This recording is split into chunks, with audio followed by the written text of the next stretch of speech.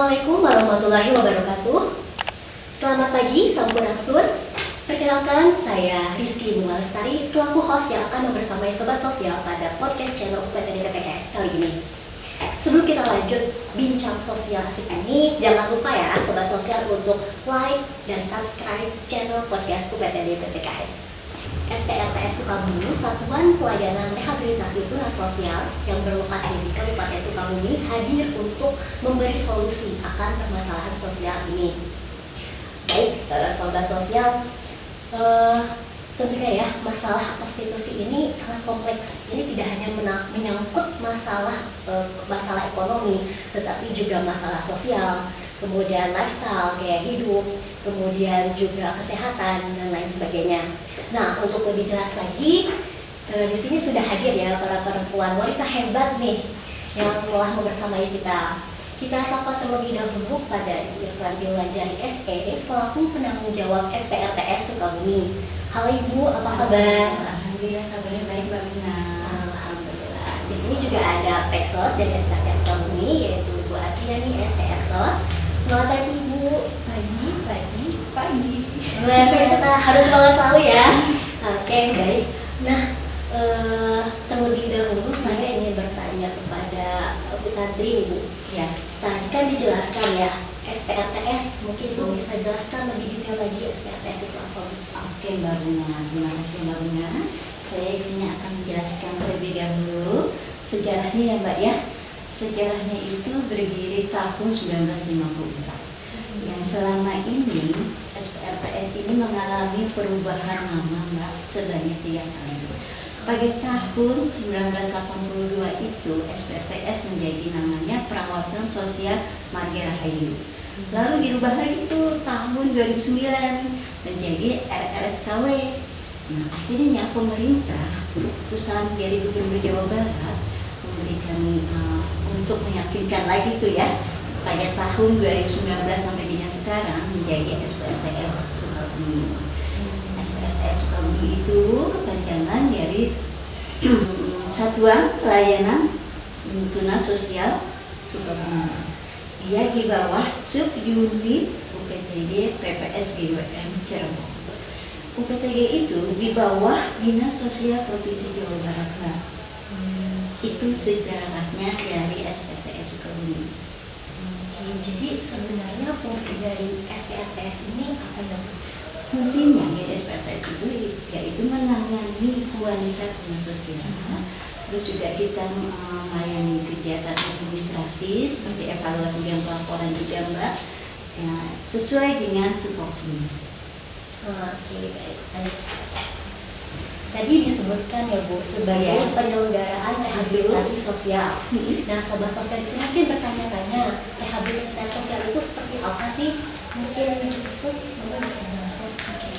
Jadi rehabilitasi sosial itu ya sosial sebuah tindakan perilaku di mana proses-prosesnya itu dilakukan untuk memulihkan atau mengembangkan kemampuan seseorang yang awalnya hilang, yang awalnya diskusi sosial menjadi punya kemampuan untuk beraktif sosial. Contohnya itu mereka bisa memecahkan masalah, mereka bisa menjalankan peran sesuai dengan statusnya, dan mereka bisa memiliki kebutuhan sehari-hari.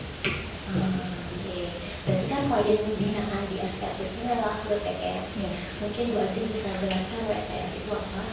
WTS sebenarnya kalau misalnya masyarakat awamnya lebih mengenal dengan PSK kali ya. Cuma kita berharus selalu jadi wanita penerima susila untuk menghilangkan stigma-stigma negatif itu terhadap masyarakat, terkhususnya untuk klien itu sendiri. Jadi WTS itu sebuah perilaku yang masih dianggap penyakit sosial di masyarakat. Perilaku-perilaku yang menyimpang di mana perempuan, ini khususnya kita bahas perempuan yang bekerja dengan menjual diri.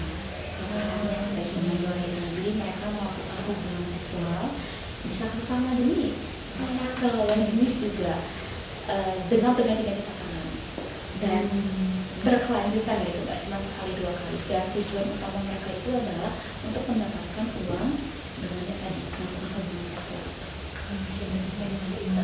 Ya, imbangan. Oke. Kalau boleh tahu dari tahun 2016 hingga 2020 ini sudah ada berapa klien yang berhenti?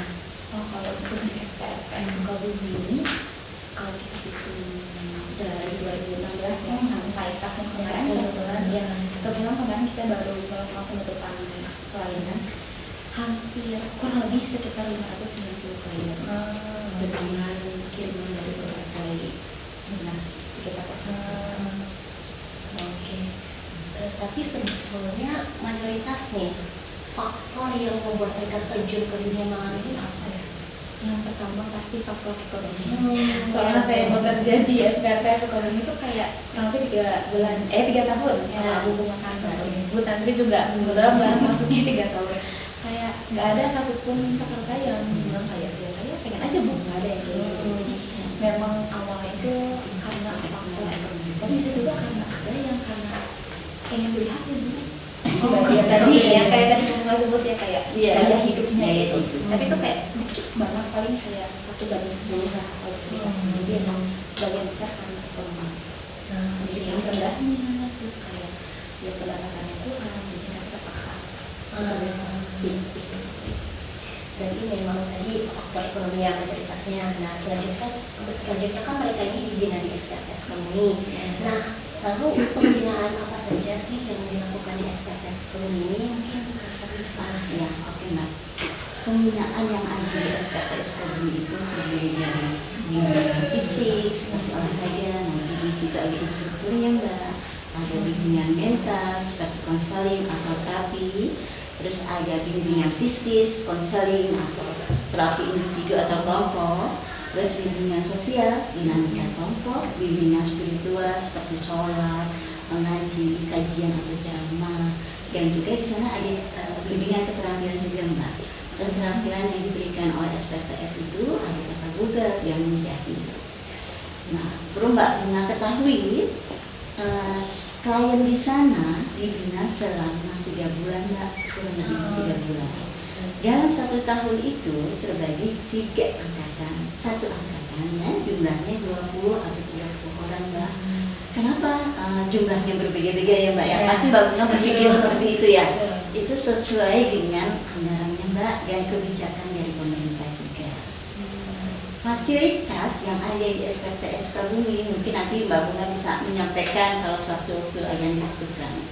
Itu fasilitas dari keasramaan, terus dari maminya 3 kali sehari, pakaian dalam, kesehatan, terus juga kebutuhan wanita, perlengkapan sholat, perlengkapan mandi, yang bahkan ada juga transport ini nanti kita akan kasih di waktu dia mau pulang selesai dari pembinaan di SPFS Sukabumi. Jadi benar-benar diperhatikan ya mulai dari sandang, pangan dan papannya itu. Alhamdulillah diperhatikan oleh pemerintah. Ya. Nah selanjutnya bagaimana sih proses pelayanan yang diberikan? Mungkin bisa dijelasin. Ini agak panjang ya. Banyak dan saya bicara lebih ke proses pekerja sosial kan ya. Nah ya, Ada tahapan-tahapannya. Itu dimulai dengan sebelum masuk ke tahapan proses ada koordinasi dulu sih. Nah, koordinasi sama sosialisasi. Jadi tim pekerja sosial terus tim rehabilitasi sosial di SPFS Sukabumi itu kita sebelum memulai pelayanan kita lakukan dulu koordinasi sama sosialisasi. Dengan itu penanggung jawab juga tidak lupa. Jadi kami semua itu berbagi-bagi tempat. Misalnya Ibu penanggung jawab dengan tim Peksos itu ke Kabupaten Cianjur. Misalnya tim Peksosnya nanti ke Kabupaten Bogor. Jadi misalnya programnya itu dalam serta Maret. Jadi dari Februari kita udah mengkoordinasi dulu kayak memberitahukan ini akan ada kegiatan di panti. Karena kan kita kiriman dari dinas sosial ya. Apa sih klien yang kita bina itu kiriman dari razia Satpol PP atau dinas sosial gitu. Jadi kita melakukan koordinasi dengan mereka supaya pas nih waktu mereka razia kita juga membuka pelayanan. Udah koordinasi, misalnya ceritanya itu sudah ada nih calon penerima manfaatnya, dilakukanlah engagement atau impact juga. Jadi kayak sebagai screening kali ya, screening untuk menentukan apakah calon klien yang dibawa oleh dinas sosial setempat itu benar atau tidak sebagai WPS. Jadi kita di situ memastikan apakah calon itu termasuk kriteria dipantikannya itu beda. Misalnya dia itu umurnya 15 sampai 29 tahun. Terus tidak hamil, apa ya? Tidak memiliki penyakit menular. Gitu. Terus yang memang benar-benar bekerja sebagai wanita tunanetra susila. Nah, terus misalnya ternyata semua peserta yang dikirim itu benar nih, bahasakan itu A1 ya, A1 itu memenuhi syarat gitu. Oh enggak, berarti itu sudah akhirnya dilakukan kontrak dengan pekerja sosial. Jadi mereka bersedia untuk dibina di panti. Terus setelah itu pekerja sosial lah melakukan asesmen awal dan asesmen lanjutan, terus asesmen mendalam supaya kita gali tuh terutama kayak apa sih yang menyebabkan mereka tuh terjun ke dunia seperti itu. Terus selanjutnya ada rencana intervensi. Jadi setelah kita tahu nih masalahnya seperti apa, terutama kayak ternyata dia nggak punya keahlian, nggak punya keterampilan, berarti itu yang harus kita kita bina ya gitu. Kayak kita yaudah kita bantu cari potensi ibu apa, potensi kakek apa di rencana intervensi itu, supaya nanti di intervensinya kita bisa melakukan tahapan penanganan yang sesuai dengan masalah yang kita alami gitu.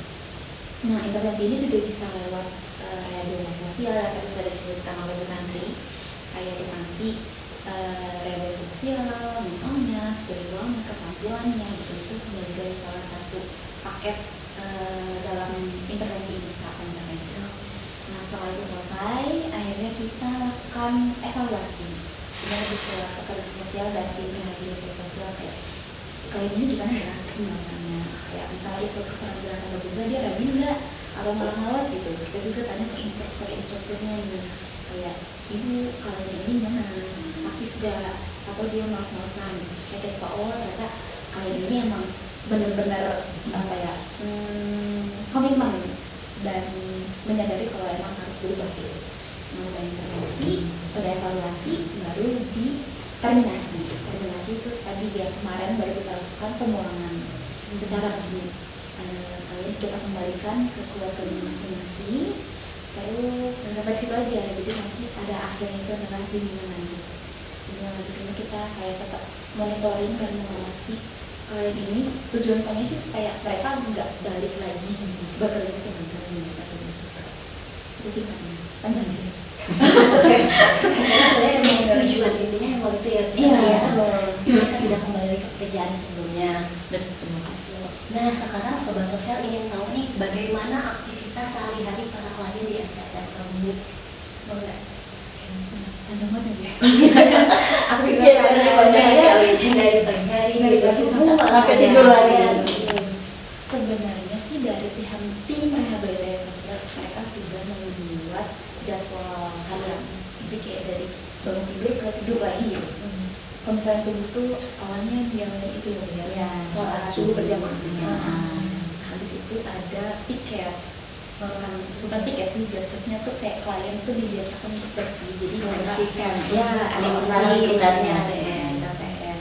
Itu baru mandi bersih-bersih, baru sarapan bareng. Sarapan juga harus bareng diawali dengan doa dan ditutup dengan doa juga gitu kan. Habis itu apel rutin pagi. Kenapa apel rutin pagi ini penting dilakukan? Supaya klien tetap disiplin. Terus kita selalu mengingatkan mereka kayak kasih motivasi juga, terus mengingatkan peraturan seperti apa. Udah apel, baru nanti ada kelas ini biasanya diisi oleh pekerja sosial kayak saya, Bunga, gitu kan. Ada Pak Dery juga, ada Pak Iwa, bahkan Bu Tantri juga terkadang memberikan motivasi di kelas. Ada juga Pak Amer. Nah, di situ nanti siangnya sholat berjamaah. Jadi benar-benar selama di panti mereka diingatkan untuk sholat berjamaah dari 5 waktu itu. Terus nanti kalau misalnya sholat zuhur ada bimbingan keterampilan. Makan siang dulu nggak? Iya, makan siang dulu. Nanti lapar ya? Nanti bisa. Ya, makan siang dulu, baru makan siang itu bimbingan tata bola sama tata raden itu. Itu setiap hari Senin sampai Kamis. Jadi nggak setiap hari ya, jadwalnya Senin sampai Kamis.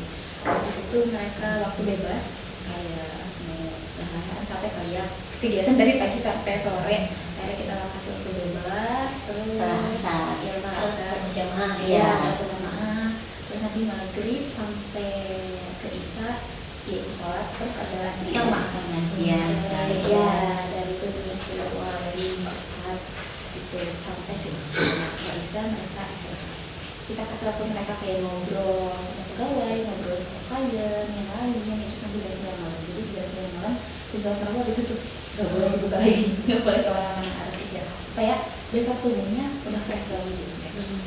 Itu sudah selesai. Padahal lumayan lah ya. Oh iya, terus kalau misalnya kayak di hari weekend, gimana kegiatan weekend? Oh iya, hari Jumat agak senang. Oh iya. Bukan ini jago tenang. Kadang-kadang sama ini tuh diikuti sama klien sama pegawai juga. Enggak semuanya sih, tapi yang Tapi emang ada instruktur. ada instruktur. Itu setiap hari Jumat pagi. Nah, kalau weekendnya ini lebih ke pekerja sosial lagi yang kerja keras. Karena kan mereka itu memang weekend nggak ada jadwal khusus. Izinkan keluar juga. Enggak ya. Oh, tetap harus di dalam. Iya, ya. iya. Sebenarnya kalau tahun-tahun sebelumnya kayak instruktur yang kita ajak kerjasama banyak sih ya. Kayak ada 11 sampai 12 orang. Tahun ini agak lumayan berat gitu karena cuma 2 orang instruktur dan ya. Jadi memang semua kegiatan itu dilimpahkan ke pekerja sosial dan tim rehabilitasi sosial. Nah kalau untuk weekendnya ya dari ini hubungan lebih ke dinamika kelompok sih. Kadang kayak misalnya malam minggunya kita ada nonton bareng supaya mereka nggak jenuh. Karaokean. Ya, karaokean tapi tidak mengganggu masyarakat. Nah, kita himbau tidak mengganggu. Terus ada ini permainan-permainan lain, games. Kadang juga ada konseling kelompok, konseling individu. Terus di hari minggunya kita kasih waktu klien untuk menghubungi keluarga. Oh, jadi kita kasih kesempatan juga Kayak ya. kalau kan mungkin mereka pusing nangis ya kalau ya, jadi berdasarkan kebijakan oleh ibu kepala juga akhirnya diizinkan lah 1 minggu itu sekali di setiap hari minggu selama 1 jam untuk menemui keluarganya. Jadi kan mereka kayak ada tenang gitu kan menjalani kegiatan di kantin dengan tahu kabar anaknya, suaminya gitu kan, calonnya lah, orang tuanya gitu. Dan seperti itu. Dari hari Senin itu lagi kegiatannya terus berulang-ulang Selama 3 bulan. Selamat siang benar ya Bu. Oke. Nah, tadi kan di awal disebutkan ya kalau SPLS ini bekerja sama dengan beberapa pihak gitu Pak. Ya. Mungkin bisa disebutkan pihak mana saja yang terlibat dalam program pelayanan ini. Oke Mbak, kita kebetulan di SPLS itu ada inovasi ya Mbak. Kita bekerja sama dengan garment atau pabrik, bakery, salon itu untuk menyalurkan bakat klien sesuai dengan keterampilan yang dia ikuti selama di SPLS. Nah, kita juga berharap dengan dia magang di perusahaan tersebut, mereka bisa nantinya bisa ikut bekerja di situ. Asalkan si klien itu dengan kerjanya sungguh-sungguh, semangat, jujur, dan rajin juga. Yang di samping inovasi juga, kita juga ada kolaborasi juga Mbak dengan Yayasan Lekas, yaitu Yayasan Lembaga Konsentrasi Strategis sama Puskesmas Nagra, terus sama juga KPA Kabupaten Sukabumi itu untuk pemeriksaan kesehatan mobile VCT, yaitu tes HIV. Dan juga kita kerjasama dengan Yayasan YKYU yang menangani memberikan pelatihan pendidikan. Kebanyakan ini ya Mbak, klien kami ini putus sekolah. Jadi mereka cuma sampai SD atau SMP tidak tamat, sementara mereka cita-citanya tinggi. Nah, kita menyalurkan melalui YKYU ini. Nah, dia memfasilitasi segala pendidikan di situ tanpa biaya. Mungkin ya bisa sangat inspiratif sekali sebenarnya programnya sangat bermanfaat gitu. Dan ya mungkin pastinya ya Bu selama di SPLS ini pasti ini punya pengalaman yang unik, menarik mungkin Bu. Unik ya, cerita. itu saya bermacam-macam karakter sifat ya Mbak ya. Dari usia muda, usia tua. Yang usia muda itu pengen, ya contohnya kayak Bu Adri bilang, niatnya hanya ingin apa sih, beli HP, beli baju yang bagus, terus yang ada juga hiperseks karena awalnya melakukan hubungan ini melalui dengan pacarnya. Mungkin ketagihan atau juga memang dia sebagai tulang punggung keluarga ingin beli susu anaknya, atau juga pengen dikecewakan oleh laki-laki, oleh suaminya. Jadi bermacam-macam karakter dan sifatnya, Mbak. Oke, mungkin Pesos dari sebagai suami juga pastinya lebih banyak nih yang pengalaman bersama klien gitu. Setidaknya ya 24 jam standby gitu bersama klien gitu. Mungkin bisa diceritakan kepada sobat sosial bagaimana pengalamannya. Panjang. Iya. Sebenarnya panjang ya Bu Agri ya. Kalau pengalaman dimulai dari itu sih, kayak koordinasi ke daerah-daerah. 5 tahun pertama kan kita kan kirimnya mayoritas dari Cianjur, Sukabumi, Bogor, Bekasi. Itu yang kebanyakan kan. Jadi kayak pengalaman kesana kesininya itu lumayan seru sih. Kayak mengunjungi bapak-bapak ibu-ibu Satpol PP di dinas sosial, kayak apa ya, berinteraksi dengan mereka, gimana cara program itu jalan supaya semakin banyak kita bisa membantu wanita-wanita yang memang butuh pertolongan gitu. Terus kalau misalnya pengalaman uniknya, kalau dari sisi kliennya sih awal-awal kedatangan tuh Kena drama. kayak dikasih makan dari kan kita kayak mikirnya kayak bersyukur gitu ya Bu ya, Iya. masih dikasih makan gitu. Mereka tuh kayak seminggu awal tuh dikasih makan kayak nggak disentuh sama sekali. Nggak mau gitu. makanannya. Aksi Karena- mogok. Iya, kayak menolak kalau kenapa saya di sini sih? Kok saya kan nggak memberikan gitu. Terus ada klien yang ngomong kayak, pernah sih Bu saya, kenapa sih Bu saya ditanya ke sini? Kok saya kan nggak ngerjain ya? Kan saya nggak ngerjain negara. Jadi saya jelasin lah kan, kalau itu penyakit sosial, mereka itu dianggap apa ya, menyimpang dari perilaku ya sewajarnya nilai-nilai dan norma di masyarakat keluarga. Jadi memang di minggu-minggu awal itu mereka nggak ada kesadaran kalau mereka salah gitu. Makanya kayak tadi mogok makan, terus kayak kegiatan juga kayak leha-leha, mandi juga, pokoknya kayak futsal gitu lah kalau bisa dibilang kan. Masih itu loh, Bisa masih menerima, ya, gitu. belum bisa menerima kehadiran mereka di pagi gitu. Terus ternyata ya mana ada sih orang yang tahan nggak makan seminggu ya kayak gitu kan. Akhirnya kayak lama-lama mereka, apalagi kan makanan yang dimasak yang bujur masak kan mantap-mantap gitu ya. Iya, mantap alhamdulillah. enak-enak gitu. Jadi akhirnya dimakan. Kan lama-kelamaan yang bikin saya lucu itu kayak malah ada yang sampai nambah. Terus yang awalnya 1 porsi tuh mereka bisa 3 porsi 2 kali makan. Sampai 3 porsi. Iya. Karena saking nyamannya, saking enaknya gitu. Terus apalagi ya? Oh ini sih paling pengalaman agak menegangkan kali ya, dengan pihak ketiga, orang-orang yang di luar keluarga yang mereka itu apa ya, mencoba memanfaatkan kondisi ini untuk mengeluarkan klien gitu. Jadi ada aja gitu, jadi kayak terus saya juga kayak tinggi gitu. Pokoknya pihak-pihak yang ada yang arogan, kayak saya sama Bu Bunga pernah ada pensiun hari Budi ya, pernah sampai dibentak-bentak, sampai dipukul-pukul ke meja karena kayak saya nggak mau hari klien ini gitu. Kayak pertama kali itu menghadapi pihak ketiga kaget sampai mau nangis juga karena pertama kali itu kan. Ternyata pas dikasih penjelasan sama senior di tadi juga kayak wajar kayak gitu, kan pengen ngeluarin gitu, gimana caranya pengen ngeluarin, tapi akhirnya dengan pengalaman dengan dia selama 3 tahun ini bareng-bareng sama tim yang hebat ya Bu ya, Alhamdulillah. selalu bisa menangani pihak-pihak yang arogan gitu untuk mengeluarkan klien kami gitu. Terus kayak kalian yang awalnya judes, jutek, kayak Jadi nggak baik. mau nyapa, malah nempel terus dikit-dikit Bu Adi, dikit Bu Bunga, Bu Tantri gitu, dikit-dikit. Jadi kayak emang semuanya butuh proses sih. Kalau boleh jujur kayak 3 bulan sebenarnya kurang gitu untuk Iya, merubah iya. untuk merubah perilaku Perilaku mereka. Tapi ya balik lagi dengan Anggaran dan anggaran.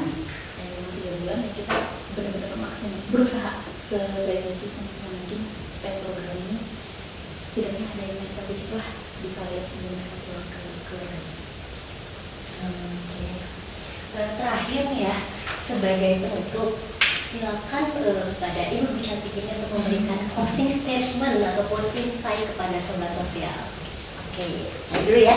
Baik. Saya sih mengharapkan ya dengan adanya program ini dapat mengurangi kasus prostitusi. Ya. Menghilangkan kayaknya nggak mungkin ya, agak sulit karena sekarang ini kita faktor ekonomi ya Mbak ya, kita bicara faktor ekonomi dan medsos itu sudah udah lebih canggih, kita nggak bisa menutup mata dari medsos juga. Dan saya berharap juga dengan ini pemerintah bisa melangsungkan monitoring tinjau ke klien ya, supaya klien tersebut tidak kembali lagi ke jalan yang tidak benar, diberikan usaha, modal usaha atau melaksanakan dikasih kube dan juga oleh dinas sosial. Itu aja sih Mbak pesan saya untuk mereka wanita-wanita hebat, wanita-wanita solehah. Tadi menindaklanjuti ini menyebutkan kube, mungkin bisa dijelaskan kube mungkin seperti apa? Kube itu seperti kelompok usaha bersama. Itu biasanya dari pemerintah dinas sosial pusat provinsi, koordinasi dengan dinas sosial tempat kota atau kabupaten. Nah, yang kira-kira mempunyai potensi, yang punya semangat untuk usaha, nah, kita kasih bantuan. Tapi setiap bulannya kita atau tiga bulan sekali monitoring, ada laporannya. Jadi tadi memang benar ya, tidak hanya sampai tadi determinasi saja juga pada keluarga, tapi memang ada kelanjutannya gitu ya. Program ini memang berkelanjutan seperti itu. Mungkin selanjutnya bisa disampaikan kepada investors kita mengenai insight sobat sosial. Closing statement. Sebelumnya mungkin saya selama 3 tahun bekerja secara langsung menangani wanita sosial, kayak selalu disadarkan kayak bersyukur. Kayak itu nomor satu poin penting yang selalu diingatkan gitu. Setiap kali ngobrol sama mereka, setiap kali dengar cerita dari mereka, kayak mereka masih banyak orang-orang yang susah gitu loh di sana gitu buat makan aja sampai menjual dirinya gitu kan. Jadi selama 3 tahun ini, kalau saya lebih ke hambatan dulu boleh nggak? Ya, curcol dikit. Jadi kayak selama 3 tahun ini, kalau saya mungkin sering cerita juga sama rekan saya nih, tekos juga yang bunga ini, kayak kok semakin tahun ini dari 2021, 2022, 2023 itu kayak semakin menurun gitu. Jumlah kliennya Edina, terus angkatan kita samakan dari 2021 3 angkatan, 2022 2 angkatan, 2021 2 angkatan dijadikan 1 angkatan. Jadi kadang-kadang kayak dinas sosial itu juga kayak tapi ini gimana ini? Masih butuh. Banyak hasil razia ini mau dibawa ke mana nih perempuan-perempuan, kasihan ya kalau misalnya mereka ditangkap dipulangin lagi, nggak ada pembinaan gitu kan. Jadi kayak ya mudah-mudahan sih semoga tahun depan kita bisa lebih banyak lagi menolong mereka gitu yang memang butuh pertolongan, karena wanita tunas susila termasuk mereka juga perlu kita bantu dengan tulus dan dengan seoptimal mungkin gitu, supaya semakin berkurang perempuan-perempuan yang menjual dirinya, yang mengorbankan dirinya hanya untuk sesuatu nasi gitu kan, dengan jalan yang salah gitu. Jadi selama 3 tahun ini kayak kok mereka semakin berkurang ya apa yang mereka memberikan, mudah-mudahan teman-teman bisa semakin banyak yang Iya, amin. Sebenarnya sih bisa pengennya sih nggak ada WTS ya sistemnya. Sebenarnya ini nggak mau ada WTS, tapi akan selalu ada gitu, namanya juga hidup ya. Tapi ya jangan sampai banyak WTS yang kita biarkan, tapi banyak WTS yang bisa kita bina yang akhirnya menjadi ex WTS. Menurut saya wanita susila juga butuh pertolongan supaya mereka bisa membantu dirinya sendiri keluar dari ketidakberfungsian sosial itu. Apalagi kan sekarang ada muncul kasus ya, lebih berkembangnya kasus HIV/AIDS. Mungkin salah satunya bisa berasal dari pekerjaan ini ya. Mungkin ini menjadi salah satu solusi juga untuk mengurangi angka HIV/AIDS di Jawa Barat khususnya dan di Indonesia. Gitu. Oke, baik Sobat Sosial, sebenarnya masih banyak ya yang ingin kita diskusikan. Cuma ya, karena ya terkendala waktu juga, kita akhiri podcast kita sampai di sini.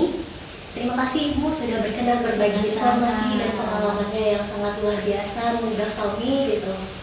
Dan kepada Sobat Sosial, jangan lupa untuk selalu pantengin channel podcast PTD PTKS. Dan mungkin jika Sobat Sosial menemukan kasus prostitusi ataupun trafficking, jangan takut untuk melapor dan jangan pandang negatif terhadap mereka. Baik Sobat Sosial, mohon maaf jika ada salah kata. Wassalamualaikum warahmatullahi wabarakatuh. Waalaikumsalam.